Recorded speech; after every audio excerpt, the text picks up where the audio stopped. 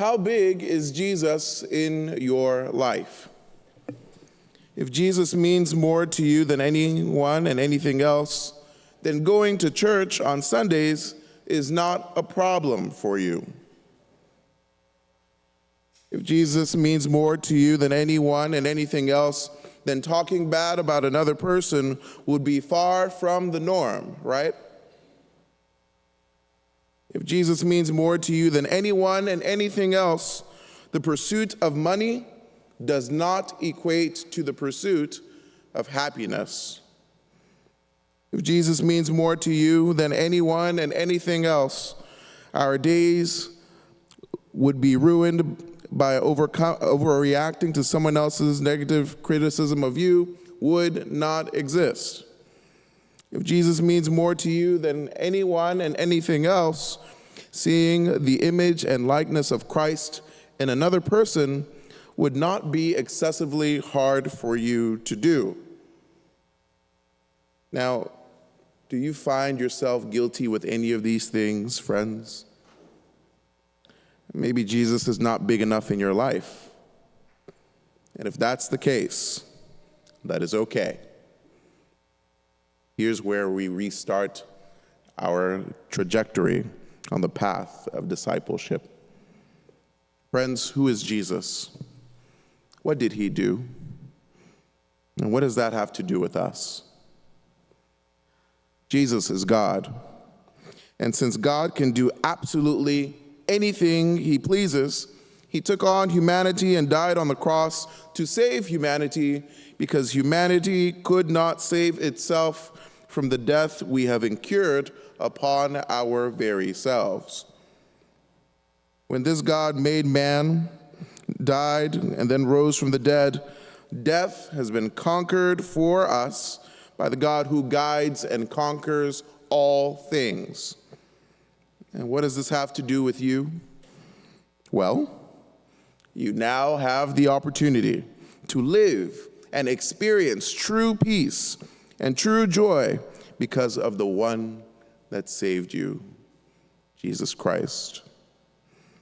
This is who you live for, because this is what gives you life and nothing else. Therefore, we are called to receive Jesus, to be Jesus, and to share Jesus.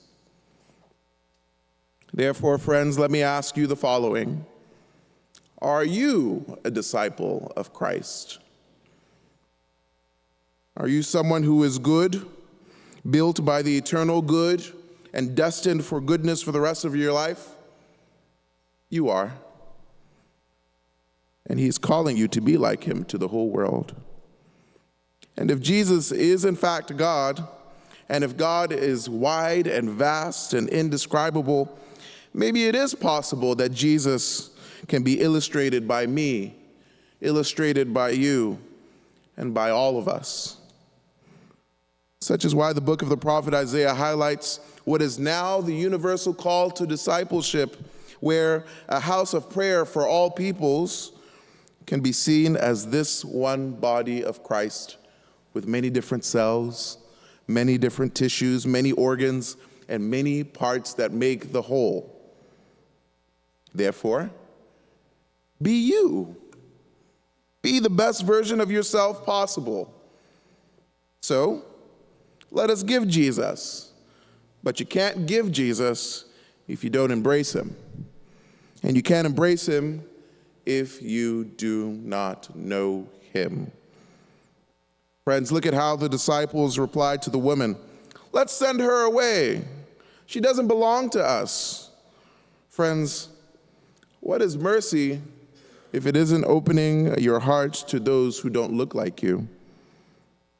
Opening your heart to those that look the same, to those who do similar things, or to people that are our own.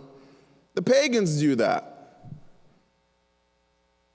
But you have been set apart, called by God to do great things. What is this greatness if it is not mimicking the God that made us in his image and his likeness, an image and likeness that is beyond this world. Therefore, we cannot be content in doing the things that bring comfort in this world only. Quite frankly, we are all above that. The Lord is inviting you to see the following reality. Friends, look at the person on your left. If there's a person on your left, of course. Now look at the person on your right. Good. Friends, they are Christ to you, and you must be Christ to them. This is discipleship, sharing the love of God to all, because we are all partakers of this one promise of God, life eternal with Him. Make Jesus your number one. Allow Him to win over your heart more than any spouse, to win over your heart more than any child, more than any friend, or more than any car ever can. Do this, and you will find truly, as we heard St. Paul tell the Romans today, that the irrevocable gifts and call of the Lord cannot and will not be taken away from us. Therefore, brothers and sisters, if this is the case, we act like it.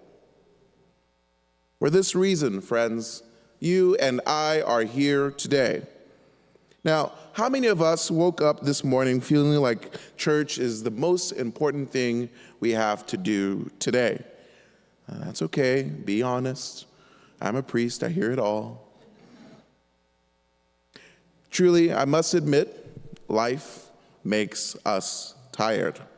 Life has its blah moments, but we all recognize that we need a fuel. We need motivation. And what better motivation can we have other than the fuel of that which made us? Friends, does Elon Musk put diesel in a Tesla? No, a Tesla ain't going anywhere. However, fill yourself up with God, and you will encounter just why you should get up. Fill yourself up with God, and you will see how He is calling you to move forward. And so, friends, I ask again, how big is Jesus in your life? I hope He's even bigger for you tomorrow than He is today. But to do that, you must surrender. And here's a good word of advice from our friend St. Ignatius, who surrendered his own will for God and now enjoys peace forever. Take, Lord, and receive all my liberty. Receive all my memory, my understanding, and my entire will. All I own and all I have, you gave to me. To you, Lord, I return it. Everything is yours. Dispose of it according to your will. Give me your love and grace. This is enough for me. My brothers and sisters, I sure hope it is enough for you too.